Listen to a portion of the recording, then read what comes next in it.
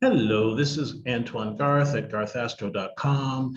And today we're just going to do a really quick whirlwind through the birth chart houses. So the houses and the houses are so important. And one of the things that I really notice a lot is that people put entirely too much focus on signs and not enough focus on houses, especially focus on house rulership. So let's look at the houses and what they represent. So the first thing I want to say is that whenever anybody asks me for a recommendation of an astrological book, I mention this of any kind. If they ask me any kind of astrology book for them to read, I mention this book, The Houses, Temples of the Sky by Deborah Holding. It is the best book. It's small, it's less than 200 pages, and it's extremely easy to read, and it contains a wealth of information from the very beginning of the astrological period and what the houses represented to what they represent now. It's a fantastic book. Please, please, please do get it.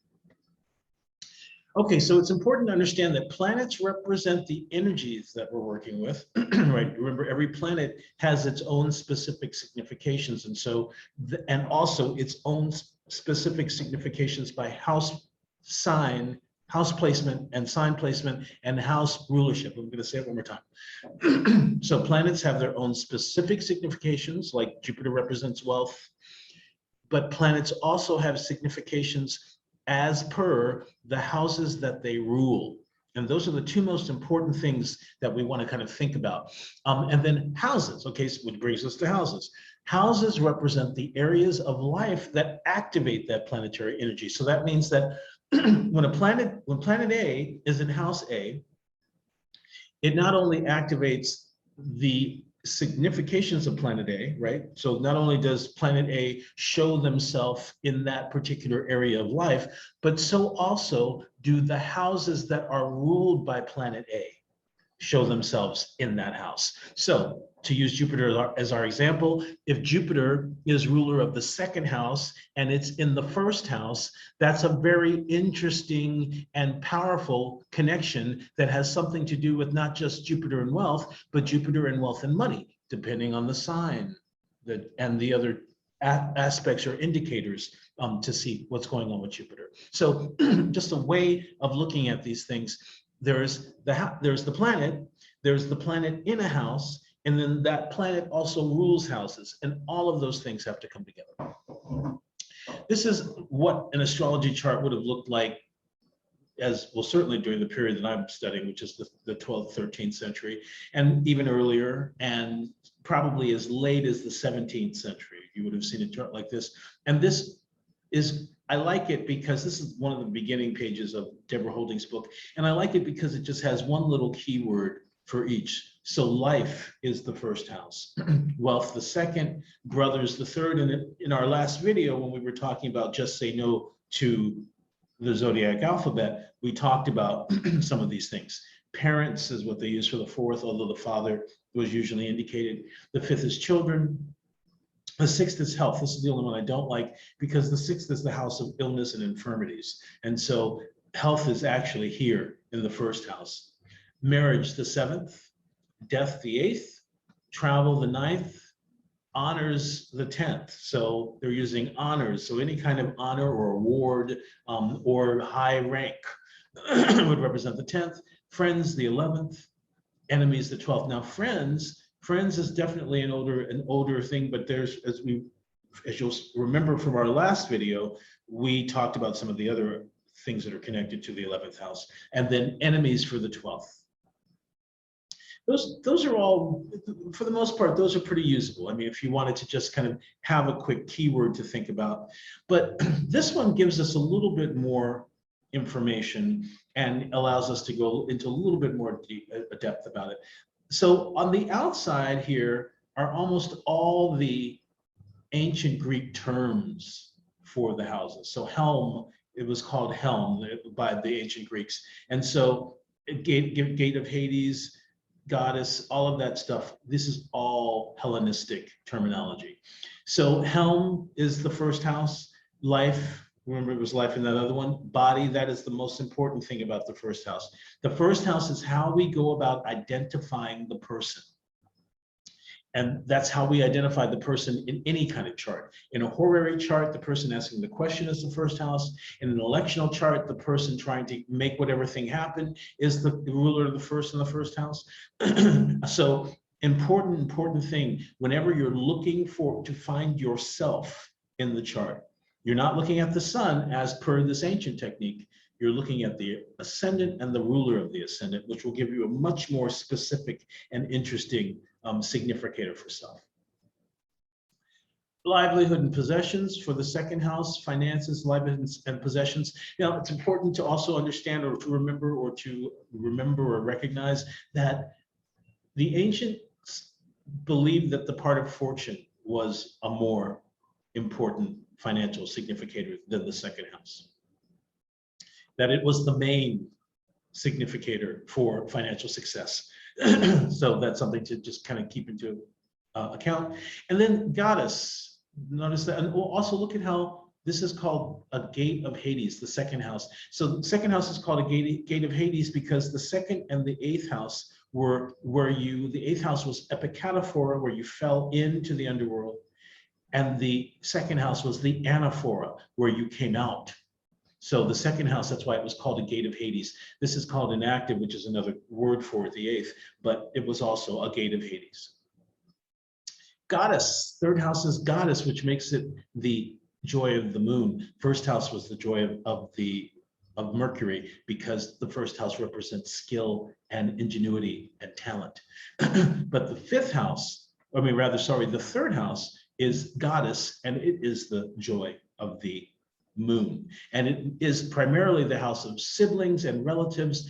I consider it the house of friends who are like family, like people we went to school with who are like cousins. And then short-term travels. And then, as you can see, Queen was connected to it. Now, I do see quite a bit of third house activity in really famous women. I was going to say screen goddesses, but we were looking at the chart of Ella Fitzgerald recently, and the third house was very, very, very important. So something to goddess and the third. Subterranean angle. Remember when we talked about Cancer and how Cancer doesn't fit with the fourth house because it's a water sign, and subterranean means what? Under the earth, right? So that's actually one of the things that the fourth house represents as buildings and homes and gardens and farms, things that are above or below ground. Parents, home, mystical matters.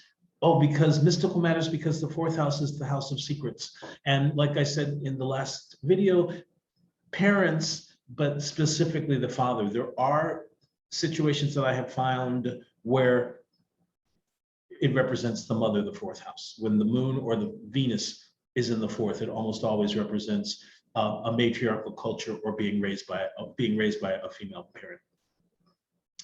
Fifth house, the joy of Venus. Now, the fifth house is connected to enjoyment and pleasure, which is Venus's, her domain is pleasure. It's also connected to children, and you get children through sex, and that's also Venus's domain. It's also represents what good doing, so gifts. It represents messengers. It represents diplomats. So it represents clothing. So it's very interesting. Entertainment of any kind, theaters, whorehouses, etc. But Venus, anything where you're enjoying yourself, having a good time, is the fifth house. And children, of course, is the main meaning for the fifth. The sixth house is called bad fortune. As you can see, look, the fifth house is good fortune. The sixth house is bad fortune. Now, the sixth house, one of the reasons the sixth house was considered bad fortune is because as a house, it does not aspect the ascendant. Right? The second house doesn't aspect the ascendant. The 12th house doesn't aspect the ascendant. The sixth house doesn't aspect the ascendant, and the eighth house doesn't. But the second and the eighth house are both succeedent houses, so they weren't considered the worst. The 12th and the sixth are considered the worst two houses of the chart, primarily because they make no aspect to the ascendant. And so bad fortune had within it the idea of enmity and enemies, and that's why Mars is in his joy there. But it's primarily injury, illness, infirmity, slaves, and then servants, slaves and servants. Sixth house is the house of servants. Seventh house we know of as the house of marriage, primarily, right? And of the spouse, but it is also the house, look at how it says old age and living abroad, right? Because the first house is me, where I am, and the seventh house is where I'm going to be. And so also, though, there are other connections that have nothing to do with or don't necessarily have to do with natal. Things like buying and selling, things like hunting, things like war, things like contentions and lawsuits, although there is a way to look for contentions and lawsuits in the natal chart.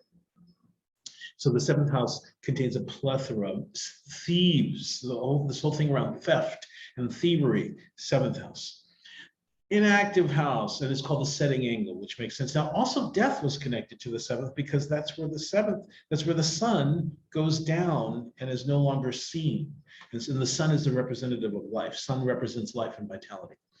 Inactive house, the eighth house. So this house was called idle, and that's why it says inactive. But as I've also said, it was also called a gate of Hades because it's the epicataphora where we fall into the underworld. It's also known as the house of death, the house of terror and fear, and it's the house of what is inherited after the death and of managing an estate, management of estate and of debt, right? Because if this is our wealth, the second house, then this is what we gain, this is what goes out, this is what we owe. Ninth house was called God because it's the joy of the sun, and the sun is God, and the sun is all of these things except for foreign travel. But the sun is also foreign travel in a certain way. So understand that very few people traveled in this early period. We're kind of focusing ourselves between the 7th and the 14th century. So very few people traveled, and those that did travel often would travel in order to go on a pilgrimage. And you pilgrimage to worship God. Right, you go to Mecca if you're Muslim. You go to Varanasi or there are many places in India you can go to if you're a Hindu. You go to Jerusalem, right? Also if you're a Muslim, but also if you're a Christian. So and you go to India if you're a Buddhist. You see what I'm saying? So there are all these places that you go. You go to Rome if you're a Roman Catholic. What do they say? All roads lead to Rome, right? So that's where this connection of foreign travel really was being thought of, was as pilgrimage. And then how would you do on that pilgrimage? And so that also involves God, which is the sun, mystical matters, which involves God, which is the sun, divination, sun is the eye in the sky, that's divination, astrology, which I really consider to be Mercury's art, but it's divination, so it's the sun, and then of course the king is the sun. Now that changed, right? Because the sun, or rather kingship and kingdom, became a part of the 10th century, or of the 10th century. It became a part of the 10th house. So it definitely, we've seen things move, and it's interesting to look at these charts in these ways and go back. In almost every situation here, there's no need to change the significations. All of these meanings are still working. All of these meanings are still workable. Matter of fact, I just did a medieval astrology course, and it's available online here on YouTube. It's totally free. And the ninth house was the only area that we had to kind of change things, update things for today because of the different approach to spirituality and religion. Almost every other house we could approach exactly as it was being approached in the 13th century. Okay, so the culminating angle, this was also called Praxis, the 10th house. Action, Praxis means action. Reputation, advancement, children, change. So later on it becomes kingdom, kings, profession, rank. But so reputation and advancement certainly would have to do with that. Good spirit, the 11th house. So we saw in that other one that friends, and yes, indeed, this is called the house of friends, but it's also called the house of hope. You see hopes is in there. It's also the house of what I call friends in high places. And this is what I distinguish between the 3rd house friend and the 11th house friend. An 11th house friend is someone who is going to, 11th house friend is someone like Norman Granz for Ella Fitzgerald, who basically took over her career and brought it into a much greater profile and made her a much more well-rounded artist and turned her into this kind of superstar of American song. That's 11th house, how the 11th house basically takes you from where you are and brings you to a pinnacle. That's basically what the 11th house can do. And when we think of the 11th house just as friends, it doesn't quite represent that, in my opinion. Okay, but we can certainly use it for that. And then last but not least, or last and least actually, bad spirit, the 12th house. So what I think is interesting is we've got good fortune opposing good spirit. We've got bad fortune opposing bad spirit. And why are bad fortune below the horizon and good spirit and this bad spirit above? Spirit would be an embodiment, and they would want that to be something visible, so that would be above the horizon.